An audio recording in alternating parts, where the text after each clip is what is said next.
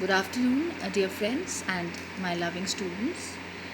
Let's start with a story. It's the most interesting story. How Much Land Does a Man Need by Leo Tolstoy.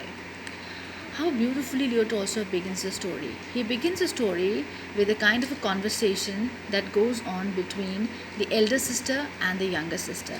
And let's see what these two women are talking about. An elder sister came to visit her younger sister in the country. The elder was married to a tradesman in town, the younger to a peasant in the village. Now, this is the difference we come to. The elder was a rich woman, she was married to a tradesman, and the younger was a peasant in the village.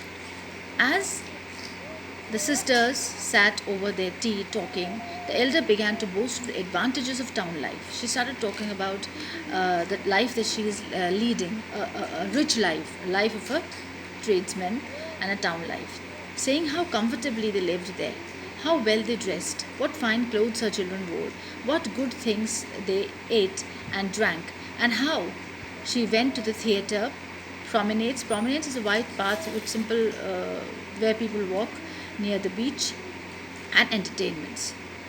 The younger sister was piqued and in turn disparaged the life of a tradesman. She was piqued means she was quite, she was aroused with interest also, and she was getting a little bit irritable also. So she, and in turn she disparaged the life of a tradesman. Disparaged means she was critical about the life of a tradesman and stood up for that of a peasant. So now the younger sister was sensible enough, so she stood up for the life of a peasant, considering it to be a much better life than a life of a tradesman. I would not change my way of life for yours, said she. We may live roughly, but at least we are free from anxiety. Now, see what basically she's talking about. She's a sensible woman, the younger sister, and she says that no matter we don't live in a town and our lives are not surrounded by riches, but we are not a victim of anxiety. And I hope you know what is anxiety. Anxiety is a very common, in fact it's turning out to be a very common disease nowadays, where we get anxious and anxious about very tiny little things and little moments in our lives. You live in better style than we do, but though you often earn more than you need, you are very likely to lose all you have. See, another important statement that she makes, that it doesn't matter that you might be getting more than you need, but it's possible that you can lose whatever you have. You know the proverb, loss and gains are brothers twain. So this is again, we must also learn this proverb by heart, that loss and gain are brothers twain. That is, life is a game of loss, of sorrow and happiness. It often happens that people who are wealthy one day are begging their bread the next. So of course, destiny can change any second, any moment. Life can change. So she says, yes, I have heard this, that those people who have been filthy rich could become poor beggars any moment, any day, any time. Our way is safer. Though a peasant's life is not a fit one, it is a long one. We shall never grow rich, but we always have enough to eat. So she says it's not about riches. Our life is not comfortable. We are not living in comfort, but still, at least we have enough to eat, and we will never die of hunger. Though, yes, sorry, the elder sister said sneeringly, with quite of dislike. Enough. Yes, if you like to share with the pigs and the cows. But what do you know of elegance and manners? She says you have enough to eat, but what kind of food you're eating? You're sharing it with pigs and cows. And she says that what do you know about elegance of manners? What do you know about decencies? What do you know about manners of society? However, much your good men may slave, but you will die as you are living, and on a dung heap, and your children the same. She says, what about you're saying that okay, good life could not be so good, but what about you? You will keep on living like this, and one day you will die on a heap of dung, and your children also like this. Well, what of that? Replied the younger sister. Of course, our work is rough and coarse. But on the other hand, it is sure, and we need not to bow to anyone. She says, no matter we are poor, we are working hard, we are peasants and laborers, but at least we are not sacrificing our self respect in front of anyone. We are not surrendering our lives to anyone. We are not licking the feet of anybody.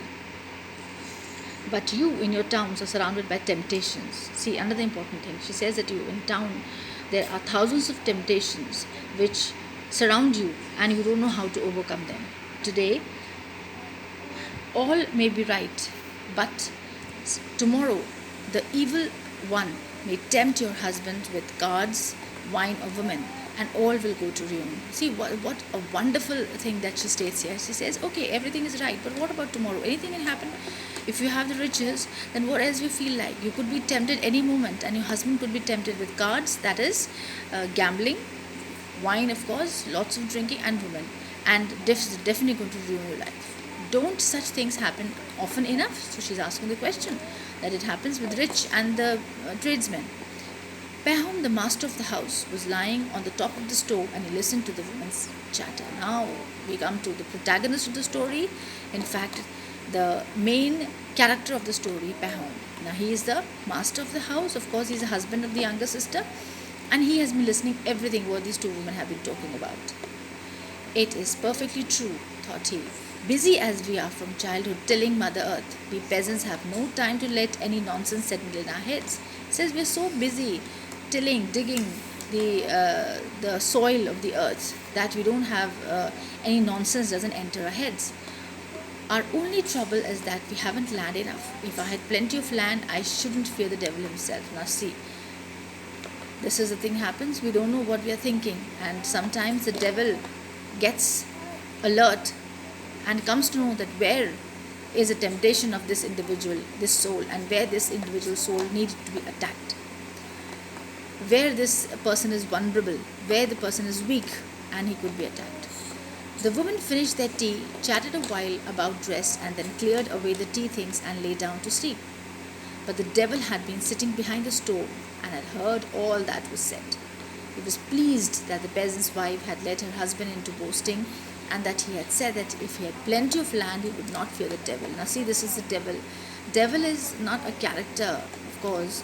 Devil is what? We have the good and the evil, the devil and the angel inside us. It's the only thing that whatever we feed, whatever we encourage, whatever we favor, it flourishes. So now the devil is start to play the role. All right, thought devil, we will have a tussle. I'll give you land enough, and by means of that land, I will get you into my power. So what exactly is it is a role of the devil, because it's a moral story, and it is Tolstoy was he was a spiritual, of course you can say that he was a spiritual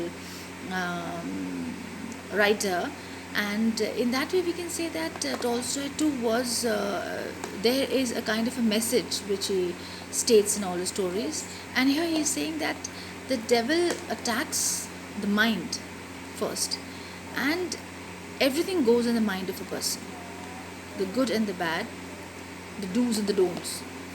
So here I feel that the devil is the one who's attacking the mind, because the moment Pahom thinks that if I had enough land, I would not fear the devil.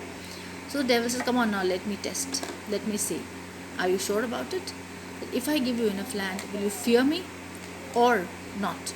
Or even not, if I'll give you enough land, but let me control you. And the moment these temptations come into my mind, then the vices and the devils and the evils start controlling us, and we become far, far, far, far, far away from providence, from spirituality, and from God, the creator of the entire universe.